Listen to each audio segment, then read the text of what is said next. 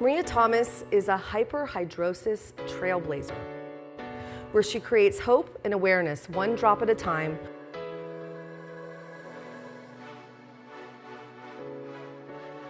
She won second place in the Denver Women's Press Club Unknown Writers Contest in 2014 and in 2017, was a member of the inaugural, and also the inaugural Truthteller Tour, inaugural group of O Magazine Insiders, brand ambassadors for O, the Oprah magazine.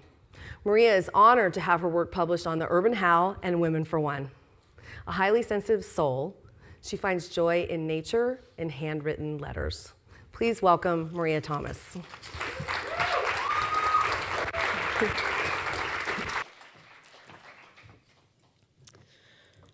Maya Angelou once said, "I can be changed by my circumstances, but I refuse to be reduced by them."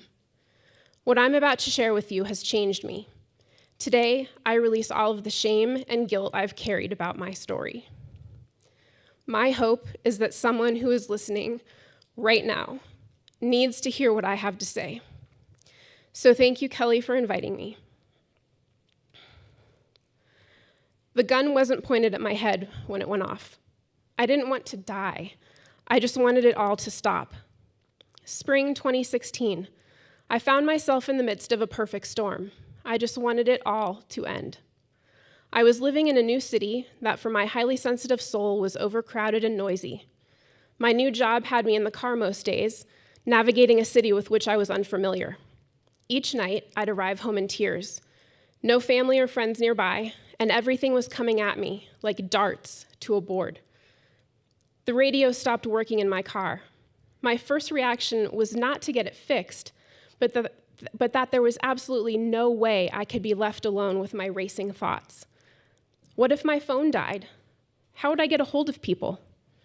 The train chugging past my apartment every single night, its horn blaring a warning signal. It was so loud.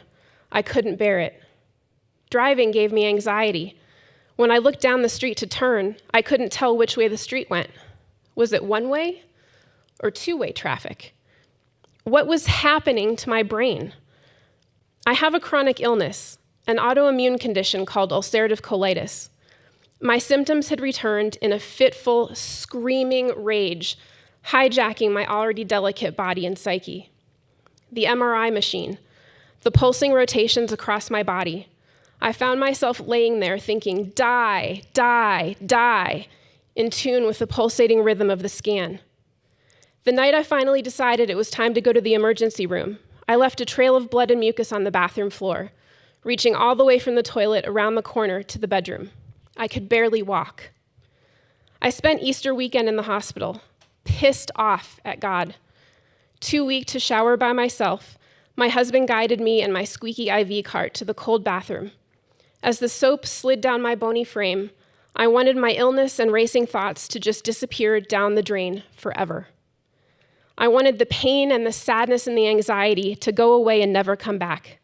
My head was not their home. It was time to evict. It was all just too much. You may have heard about the link between gut health and brain health. That's a real thing. My body wasn't manufacturing enough serotonin to feed my brain the happy chemicals it needed in order to function. I became a shell of myself, monotone, uninterested, barely able to move my then underweight and anemic body from the couch. I was terrified to take my dogs outside for fear I'd have an accident in the grass. I could barely sleep. My brain wouldn't shut up. It didn't matter what I ate, it all went right through me. My brain chemicals were off. I wasn't getting enough nutrients through my diet. My mind and body as I knew them were fading away. After the gun went off and the bullet shot through the window, I knew I needed help. This wasn't what I was made for. I wanted to stay, but how? After a blurry flight home, I spent the night at my parents' house, begging them for just one night in my old room. The next morning, I admitted myself for a 72-hour hold in a mental health facility. My journey back was beginning. There are relapse statistics for those who attempt suicide and live to tell about it, but I am not a statistic. See, I was always the one who had her shit together. I never saw this coming on my life's path. It was a shock to me too.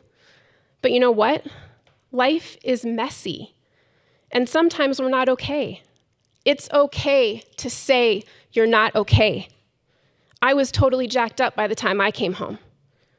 With support from my husband, family, friends, and licensed mental health professionals, I found the glimpse of light at the end of the tunnel.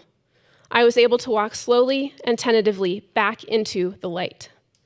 I was on a cocktail of medications for about 3 months and slowly tapered down to 1.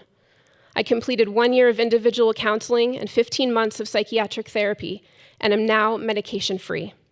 For me, I struggled with situational depression, not chronic or clinical depression. There was help for me, and there is help for you. Just stay. You don't have to get the words right. Just speak. Use your words to breathe life into a conversation that must be had. End the stigma. I promise. It gets better. The universe conspires with those who believe in the beauty of their dreams. Don't give up. Maria.